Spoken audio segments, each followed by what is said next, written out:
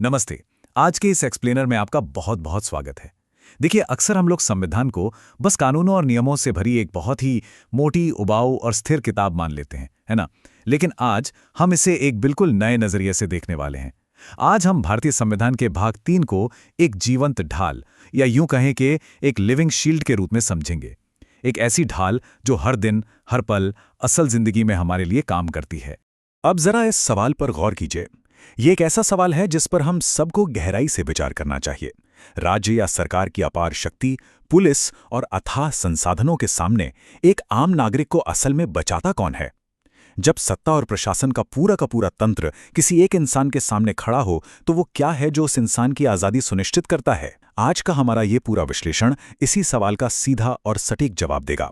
हम देखेंगे कि कैसे संविधान के कुछ बहुत ही विशिष्ट अनुच्छेद हमारी रोजमर्रा की जिंदगी में एक व्यवहारिक सुरक्षा कवच बनकर काम करते हैं। ठीक है, तो चलिए बिना किसी देरी के इसमें गहराई से उतरते हैं। आज हम इस ढाल के 5 मुख्य हिस्सों को डिकोड करेंगे। आपराधिक दोष सिद्धि में संरक्षण, जीवन के अधिकार का विस्तार, निष्पक्ष प्रक्रिया, मनमानी गिरफ्तारी से बचाव और अंत में सबसे कमजोर वर्गों की सुरक्षा। चलिए शुरू करते हैं। सबसे पहले आते हैं भाग 1 पर, आपराधिक दोष सिद्धि में संरक्षण। चलिए अपनी चर्चा की शुरुआत इसी एकदम बेसिक फाउंडेशन से करते हैं। अनुच्छेद 20 किसी भी ऐसे इंसान के लिए सुरक्षा की एक एब्सोल्यूट बेसलाइन के रूप में काम करता है जिस पर किसी अपराध का आरोप लगा हो। अनुच्छेद 20 असल में हमें 3 बेहद अहम सुरक्षा कवच देता है। पहला ये कि राज्य कोई भी एक्स पोस्ट फैक्टो कानून नहीं बना सकता। इसका सीधा सा मतलब है कि क्रिमिनल कानून हमेशा भविष्य से लागू होंगे, बीते हुए समय से नहीं।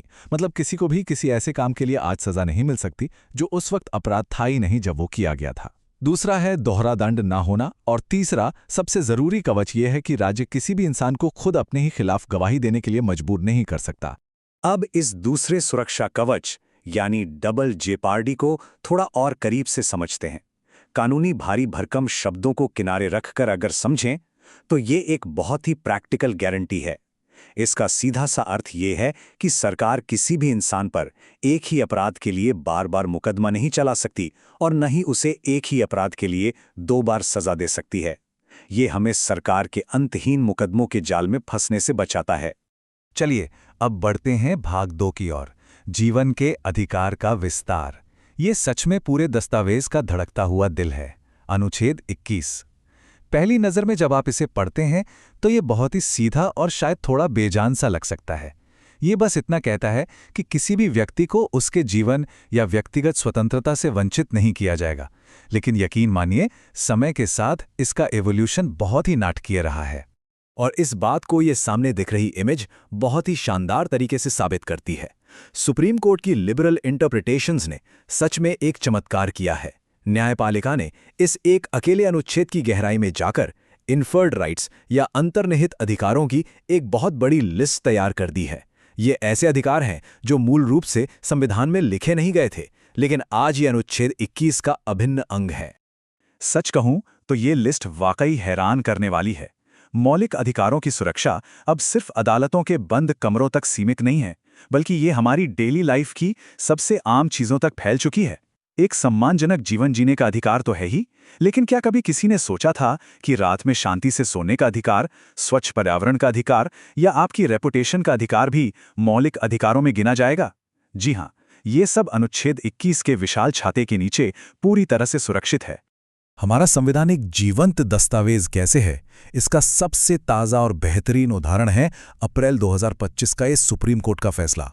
कोर्ट ने बिल्कुल साफ कर दिया कि आज की इस डिजिटल दुनिया में ई गवर्नेंस और कल्याणकारी योजनाओं तक डिजिटल पहुंच भी अनुच्छेद 21 का ही हिस्सा है।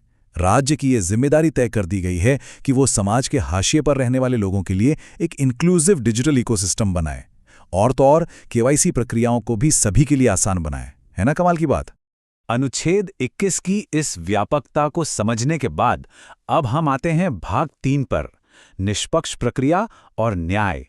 देखिए, यह समझना बहुत जरूरी है कि जब राज्य किसी नागरिक के जीवन या उसकी आज़ादी में दखल देता है तो वो प्रक्रिया फेयर या निष्पक्ष कैसे होगी।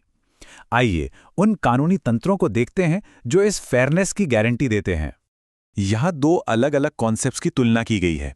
एक है कानून द्वारा स्थापित प्रक्रिया, जो जापानी संविधान से प्रेरित है, जिसमें अदालतें सिर्फ ये देखती हैं कि कानून बनाने वाली संस्था वैलिड थी या नहीं और सही प्रक्रिया का पालन हुआ या नहीं।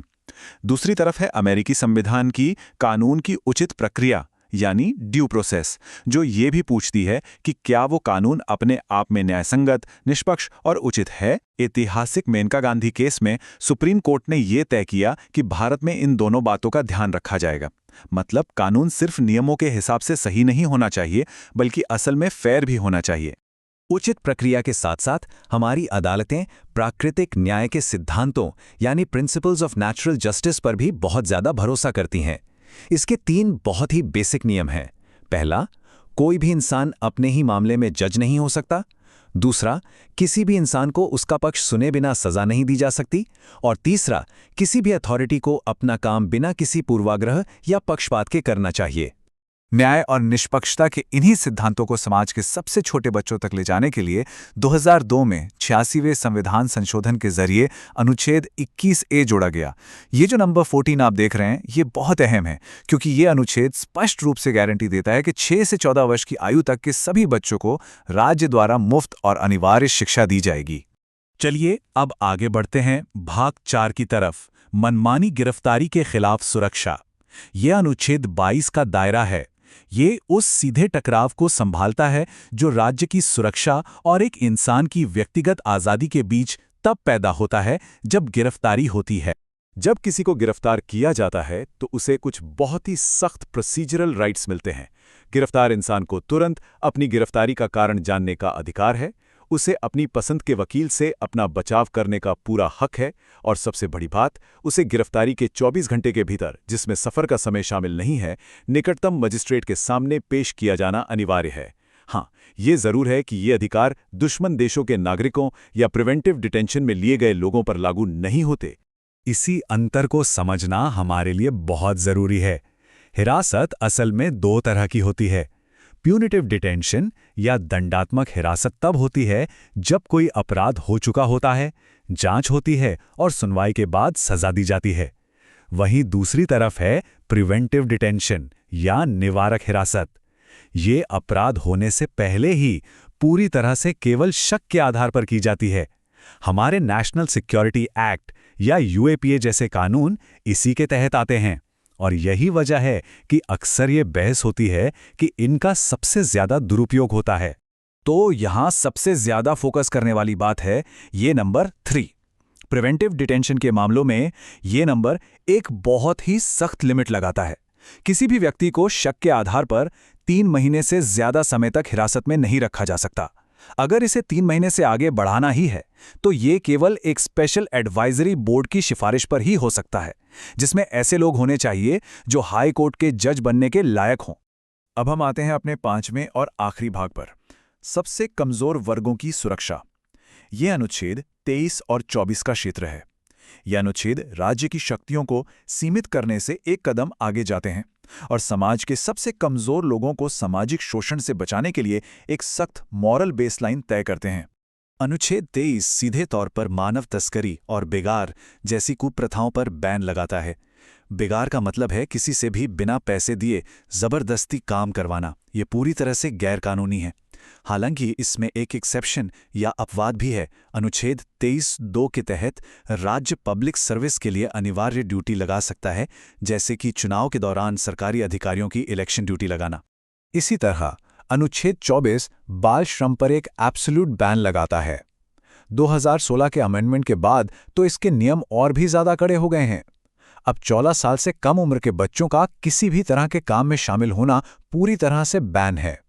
इसके साथ ही किशोरों को भी किसी भी तरह के खतरनाक काम या फैक्ट्रीज में लगाने पर पूरी पाबंदी है। अब इस स्लाइड की सबसे इंटरेस्टिंग बात देखिए। ये सारे नियम सिर्फ कागजों पर शोभा बढ़ाने के लिए नहीं हैं। समाज के सबसे कमजोर लोगों के शोषण के खिलाफ कानून ने सीधे तौर पर गंभीर आर्थिक और आपराधिक सजा तय की है। इन नियमों को तोड़ने वाले को भारी जुर्माना 50,000 रुपए तक देना पड़ सकता है और 2 साल तक की जेल भी हो सकती है। कानून यहां पूरी सख्ती दिखाता है। तो आज के इस एक्सप्लेनर से ये बिल्कुल साफ हो जाता है कि ये सभी अनुच्छेद मिलकर कैसे एक आम नागरिक की ढाल बनकर काम करते हैं। डिजिटल एक्सेस के अधिकारों से लेकर फेयर ट्रायल तक, ये ढाल लगातार खुद को अपग्रेड कर रही है और विकसित हो रही है। लेकिन जाते जाते ये हमारे सामने एक बहुत ही गहरा सवाल छोड़ जाती है। अगर हमारा संविधान वाकई एक जीवंत दस्तावेज है जो बदलते वक्त के साथ खुद को ढालता है, तो कल की चुनौतियों को देखते हुए भविष्य में इसे किन नए अधिकारों की रक्षा करनी होगी? जरा सोचिएगा इस बारे में। आज के इस एक्सप्लेनर में हमारे साथ जुड़ने के लिए आपका बहुत बहुत शुक्रिया।